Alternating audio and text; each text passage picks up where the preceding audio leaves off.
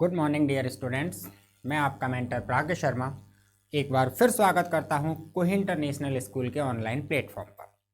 और आज के वीडियो में आप मेरे साथ स्टडी करने वाले हैं वी हाइप के लेसन नंबर 10 जिसका नाम है काठमांडू।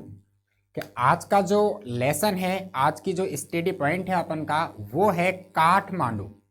जैसा कि नाम से ही स्पष्ट होता है, आप सब जानते हैं काठमांडू नेपाल का एक बहुत प्रसिद्ध, पूरे विश्व में विख्यात शहर। ये काठमांडू नेपाल का एक बहुत ही विश्व विख्यात शहर जो कि स्पेशली पशुपतिनाथ मंदिर के लिए जाना जाता है। तो काठमांडू जो ये चैप्टर है, ये विक्रम सेठ के द्वारा लिखा गया है। कि विक्रम सेठ, उन्होंने एक यात्रा वृतांत लिखा, उन्होंने एक यात्रा की, उस यात्रा का वर्णन किया जिसको रिटर्न रूप में लिखा गया और उसको नाम दिया गया दिव्य सरोवर। कि विक्रम सेठ ने एक दिव्य सरोवर नाम से यात्रा वृतांत को लिखा। तो उस यात्रा वृतांत में विक्रम सेठ ने चीन से तिब्बत और तिब्बत से चीन एवं दिव्य सरोवर से हिमालय और हिमालय से संपूर्ण भारत का जो भ्रमण किया, उस भ्रमण के दौरान उन्होंने किन किन चीज़ों का अवलोकन किया, उनको कौन कौन सी चीज़ें बहुत ही ज़्यादा अच्छी लगी, किन किन चीज़ों ने, किन किन क्रियाओं ने और किस किस प्रकार के लोगों ने उनके ध्यान को आकर्षित किया, उस चीज़ के बारे में बतलाया गया है। तो उस दिव्य सरोवर नामक यात्रा वृतांत के कुछ अंश को यहाँ एक पाठ के रूप में काठमांडू, एक पाठ काठमांडू के रूप में अपने सामने प्रस्तुत किया गया है, आज जिसकी अपन स्टडी करेंगे। तो अपन चलते हैं यात्रा वृतांत दिव्य सरोवर, उसका एक अंश काठमांडू की ओर। कि काठमांडू जो ये अपना चैप्टर है, ये स्टार्ट होता है। तो देखिए, जब अपन स्टार्ट होता है तो बिफोर यू रीड, जो चैप्टर को लिखने वाले राइटर हैं, जो लेखक हैं विक्रम सेठ, वो अपन से कुछ कहना चाहते हैं। और वो जो कहना चाहते हैं वो चीज क्या है, वो कौन सी बात है जो वो अपन से कहना चाहते हैं, तो अपन उसको पढ़ते हैं। तो अपन स्टार्ट करते हैं। देखिए, do you like travelling, travelling यात्रा करना। कि डू यू लाइक ट्रेवलिंग, क्या आप यात्रा करना पसंद करते हो, कि आपको यात्राएं करना पसंद है। द राइटर विक्रम सेठ, लेखक Vikram Seth enjoys it very much, इसका बहुत ज्यादा आनंद लेता है।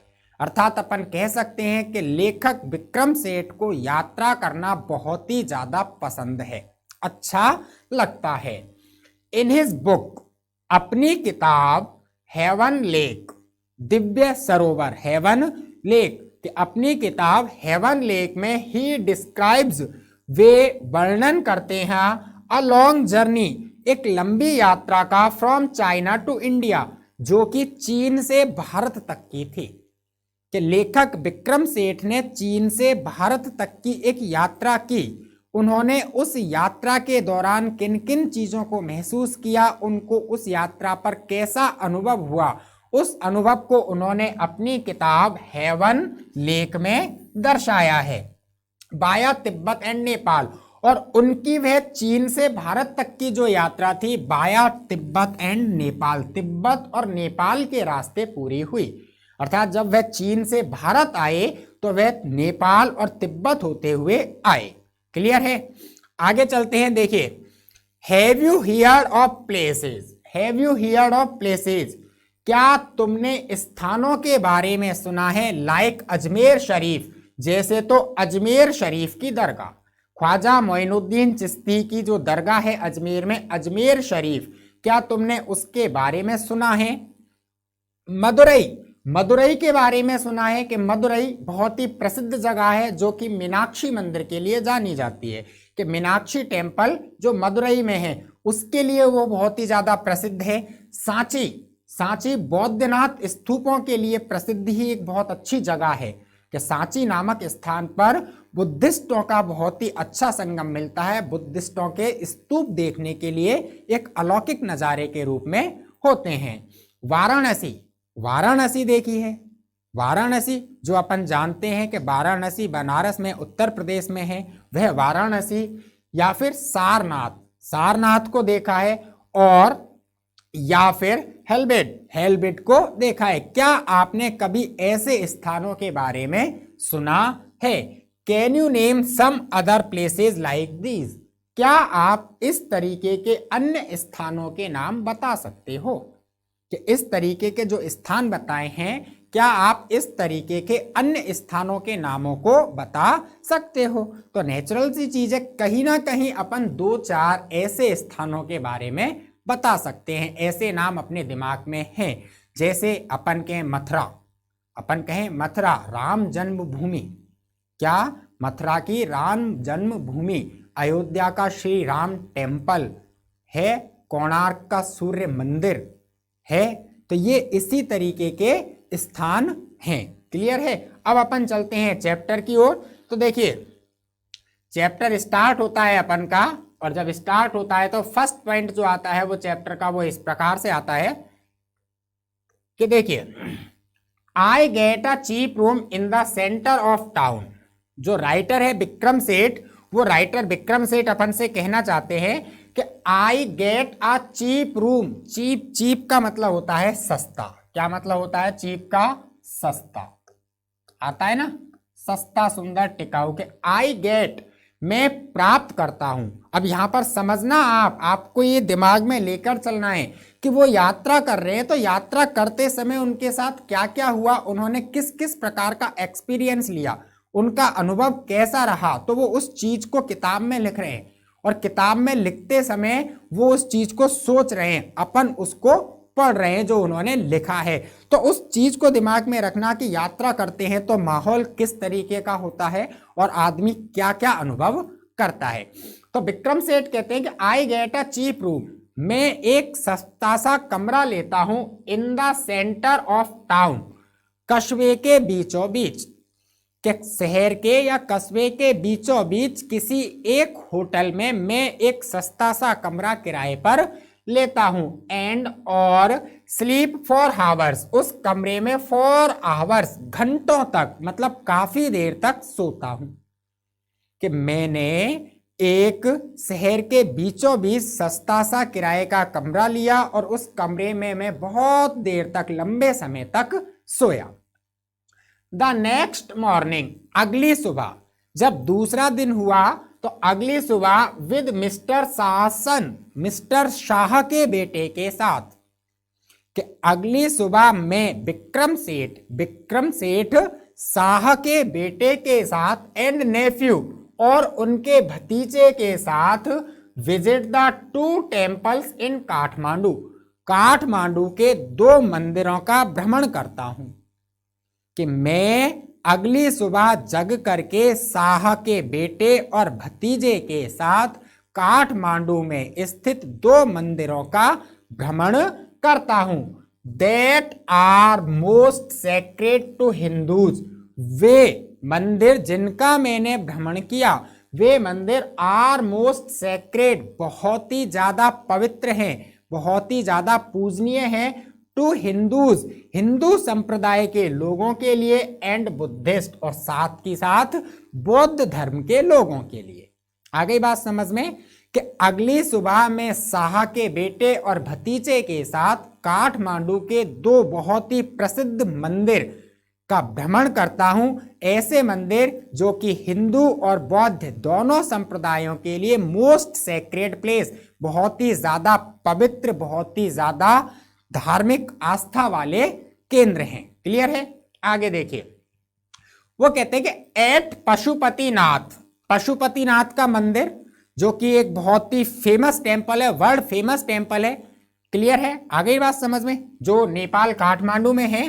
कि एट पशुपतिनाथ, के पशुपतिनाथ मंदिर में, आउटसाइड विच आ सिन प्रोक्लेम्स, मैं यहां आपको टिपिकल वर्ड्स बता देता हूं कि सिन का मतलब होता है, यह संकेतक लगा सकते हैं अपन। क्या लगा सकते हैं? संकेतक। ठीक है ना? वैसे सिन का मतलब होता है निशान, संकेतक, किसी चीज को इंगित करने वाला, दर्शाने वाला चिन्ह। ठीक है? कि पशुपतिनाथ मंदिर में, आउटसाइड विच आ सिन प्रोक्लेम, प्रोक्लेम का मतलब होता है घोषणा करना या जानकारी देना, अवगत कराना। क्या होता है? प्रोक्लेम, घोषणा करना, जानकारी देना या अवगत कराना। कि पशुपतिनाथ मंदिर में, तो उस मंदिर के बाहर एक सिन लगा हुआ है, एक बोर्ड लगा हुआ है, प्रोक्लेम, जो ये जानकारी देता है। अर्थात उस बोर्ड को जब पढ़ा जाता है तो अपन को ये जानकारी मिलती है कि entrance for the Hindus only, कि मंदिर में केवल हिंदू संप्रदाय के लोग ही जा सकते हैं। Entrance for the Hindus only, कि केवल हिंदू संप्रदाय के लोगों के लिए ही प्रवेश है। एंट्रेंस का मतलब प्रवेश, कि हिंदू संप्रदाय के लोगों के लिए ही प्रवेश है। इस प्रकार के बोर्ड के साथ पशुपतिनाथ के मंदिर में देयर इज एन एटमॉस्फियर, एक वातावरण है, ऑफ फेब्रिल कंफ्यूजन। फेब्रिल कंफ्यूजन का मतलब होता है अस्त व्यस्तता का माहौल। क्या होता है? फेब्रिल कंफ्यूजन, अस्त व्यस्तता का माहौल, मतलब थोड़ी सी गहमा गहमी का माहौल, जल्दबाजी करते हुए लोगों का माहौल, वह कहलाता है अस्त व्यस्तता का माहौल। आगे बात समझ में? वापस समझें कि एट पशुपतिनाथ टेम्पल, पशुपतिनाथ के मंदिर में, जहां मंदिर के बाहर एक बोर्ड जानकारी देता है कि entrance for the Hindus only, कि केवल हिंदू संप्रदाय के व्यक्तियों के लिए ही प्रवेश है। उस मंदिर में एटमॉस्फियर ऑफ फेब्रिल कंफ्यूजन, थोड़ी अस्त व्यस्तता का माहौल नजर आता है। प्रेस्ट, पुजारी, हॉकर्स, हॉकर्स का मतलब होता है फेरी लगाकर सामान बेचने वाले व्यक्ति, हॉकर्स। के पुजारी, फेरी लगाकर सामान बेचने वाले व्यक्ति। डिवोटीज, डिवोटीज का मतलब होता है भक्तगण, उपासक। डिवोटीज जो भक्ति में अर्पित होते हैं, श्रद्धा से भगवान की स्तुति करते हैं, वो भक्तगण या उपासक। टूरिस्ट, भ्रमणार्थी, जो घूमने के लिए आते हैं वो भ्रमणार्थी। काउज, गायें। मंकीज, बंदर। पिजन्स, कबूतर। एंड डॉग्स, और यहां तक कि कुत्ते। रोम, रोम का मतलब होता है आजादी से विचरण करना, स्वतंत्र रूप में इधर उधर घूमना। रोम आजादी से विचरण करते हैं थ्रो द ग्राउंड, उस जमीन पर। थ्रो द ग्राउंड, उस जमीन पर। कि पशुपतिनाथ का जो मंदिर है, उस मंदिर के दृश्य को बता रहे हैं विक्रम सेठ। वो कह रहे हैं कि मंदिर का जो दृश्य है वो ऐसा है कि थोड़ी अस्त व्यस्तता का माहौल है, और वहां पर पुजारी, हॉकर्स, फेरी लगाकर सामान बेचने वाले व्यक्ति, भक्तगण, दर्शनार्थी, टूरिस्ट, भ्रमणार्थी, गाय, बंदर, कबूतर और कुत्ते स्वतंत्र रूप में, स्वच्छंद रूप में आजादी से इधर उधर घूमते हैं। We offer a few flowers, we offer, offer का मतलब प्रदान करना, यहां पर चढ़ाना। ऑफर का मतलब क्या होता है? प्रदान करना। अपन यहां पर अर्थ लगा सकते हैं चढ़ाना, जैसे अपन भगवान को अर्पित करते हैं, चढ़ाते हैं ना कोई भी चीज, तो अर्पित करना या चढ़ाना। कि बी ऑफर फ्यू फ्लावर्स, हम भी मंदिर में कुछ जो पुष्प होते हैं वह पुष्प अर्पित करते हैं। अर्थात हम हमारी ओर से कुछ पुष्प भगवान की मूर्ति के लिए मंदिर में चढ़ाते हैं। There are so many worshippers, worshippers का मतलब उपासक, पूजा करने वाले। क्या? वर्शिपर्स, उपासक या पूजा करने वाले, श्रद्धालु। कि there are so many worshippers, वहां इतने ज्यादा उपासक हैं, वहां इतने ज्यादा श्रद्धालु हैं, that some people trying to get the priest attention, कि उनमें से कुछ लोग, और सम पीपल, उनमें से कुछ लोग, ट्राइंग, कोशिश कर रहे हैं, to get the priest attention, पुजारी के ध्यान को आकर्षित करने की। आर एल्बोड, एल्बोड का मतलब होता है कोहनी का धक्का, एल्बोड कोहनी से धक्का मारना। आ रही है समझ में? कि एल्बोड कोहनी से धक्का मारना। कि वहां इतने ज्यादा उपासक हैं कि उन उपासकों में कुछ लोग पुजारी के ध्यान को आकर्षित करने के लिए एल्बोड, कोहनी का धक्का मारते हैं। And by other pushing their way to the front, और कोहनी का धक्का मार करके अदर्स, दूसरे व्यक्तियों को, पुशिंग, आगे धकेलते हैं, and made their way to the front, और आगे जाने के लिए अपने रास्ते का निर्माण करते हैं। बैठी समझ में? एक बार फिर रिपीट करता हूं, आसानी से अच्छी तरह से समझना। कि देखिए मंदिर का जो दृश्य है वो लेखक ने बताया कि बहुत ही ज्यादा अस्त व्यस्तता का माहौल है, और अस्त व्यस्तता के माहौल में सम पीपल, जो कुछ लोग हैं, वो कुछ लोग क्या करते हैं, प्रिस्ट अटेंशन, पुजारी के ध्यान को प्राप्त करने के लिए एल्बोड असाइड बाई अदर पुशिंग, कोहनी का धक्का देकर दूसरों को एक और करते हैं, their way to the front, और सामने के लिए अर्थात आगे जाने के लिए अपने रास्ते का निर्माण करते हैं। अब princess of the Nepalese royal house, Nepalese royal house, Nepal के शाही घराने की अ प्रिंसेस, एक राजकुमारी, ए princess of Nepalese royal house, Nepal के शाही घराने की एक राजकुमारी, एपियर्स, प्रकट होती है अर्थात आती है। कहानी चल रही है कि ऐसा माहौल देखा, तभी अचानक नेपाल के शाही घराने की एक राजकुमारी आती है। एवरीवन बोज, बोज का मतलब होता है सम्मान में झुकना, थोड़ा सा झुक करके सम्मान दर्शाना, बोझ। एवरीवन बोझ, हर व्यक्ति उसके सम्मान में थोड़ा झुक जाता है। एंड और मेक्स वे, मेक्स वे का मतलब होता है रास्ता छोड़ देना, रास्ता बना देना, और राजकुमारी के निकलने के लिए रास्ता बना देता है अर्थात जगह छोड़ देता है। बाय द मेन गेट, उसी समय कि जब वो राजकुमारी जा रही होती है, उसी समय मेन गेट, मंदिर के मुख्य दरवाजे पर a party of saffron clad, saffron, saffron का मतलब होता है केसरिया। क्या मतलब होता है सेफ्रॉन का? केसरिया। यहां अपन कह सकते हैं भगवा। क्या कह सकते हैं अपन? भगवा। के मंदिर के मुख्य दरवाजे पर a party of saffron clad, clad का मतलब लिपटा हुआ। अब यहां लिपटे हुए का मतलब क्या हुआ है? धारण किए हुए अर्थात पहने हुए। कि मंदिर के मुख्य दरवाजे पर केसरिया वस्त्र पहने हुए ए पार्टी, कुछ लोग, पार्टी का मतलब दल या समूह। अब दल या समूह किस चीज का होगा? कुछ लोगों का। मंदिर के मुख्य दरवाजे पर केसरिया या भगवा रंग के वस्त्र पहने हुए कुछ लोग वेस्टर्न, जो कि पाश्चात्य संस्कृति के थे, अर्थात मंदिर के मुख्य दरवाजे पर कुछ अंग्रेज जिन्होंने भगवा रंग के वस्त्रों को धारण कर रखा था, स्ट्रगल, वो संघर्ष कर रहे थे फॉर परमिशन टू एंटर, अंदर जाने की इजाजत के लिए। कि पाश्चात्य धर्म के लोग अर्थात कुछ अंग्रेज जिन्होंने भगवा या केसरिया रंग के वस्त्र पहन रखे थे, वे व्यक्ति परमिशन टू एंटर, मंदिर के अंदर जाने की इजाजत के लिए स्ट्रगल, लगातार संघर्ष कर रहे थे। The policeman is not convinced, policeman, वहां पर जो पुलिस वाले थे अर्थात जो पुलिस के लोग थे, वो लोग इज नॉट कन्विंस्ड, कि वहां पर पुलिस वाला व्यक्ति इज नॉट कन्विंस्ड, कन्विंस्ड का मतलब होता है सहमत होना, मानना या राजी होना या विश्वास करना। मानना, सहमत होना, राजी होना या विश्वास करना। कि वहां पर वह पुलिस वाला व्यक्ति इज नॉट कन्विंस्ड, इस चीज को मानने के लिए राजी नहीं था, इस चीज पर विश्वास करने के लिए राजी नहीं था, that they are the Hindus, के वे लोग हिंदू हैं।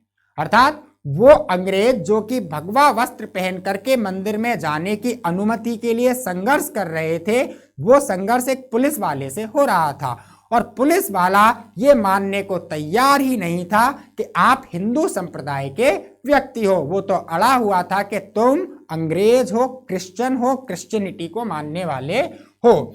और बार बार एक चीज बता रहा था, only Hindus are allowed to enter the temple, कि केवल मंदिर में अंदर जाने के लिए हिंदुओं को ही अनुमति है। Only Hindus are allowed to enter the temple, के मंदिर में हिंदू लोगों को ही प्रवेश है।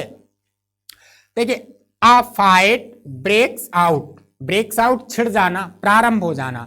तभी क्या होता है, ऐसे माहौल के बाद अचानक ही एक चीज दिखाई देती है कि अ फाइट ब्रेक्स आउट, एक लड़ाई छिड़ जाती है, एक लड़ाई प्रारंभ होती है बिटवीन मंकीज, दो बंदरों के बीच में।